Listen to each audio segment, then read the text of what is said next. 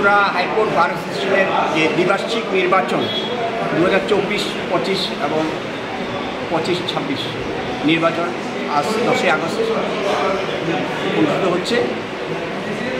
আমাদের মোট ভোটার সংখ্যা হচ্ছে 217 এবং আমাদের যাদের নির্বাচিত ঘোষণা করব 11 জনকে আমরা নির্বাচিত ঘোষণা করব।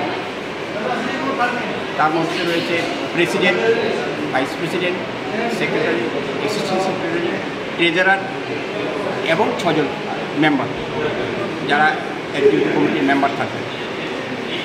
আমরা 4টে বুথে আমরা ভোট গণনা করছি।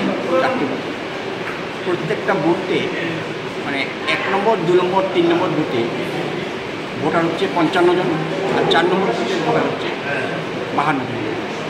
সর্বমোট কারণে আমাদের ভোট চলবে 2টা 12 মিনিট।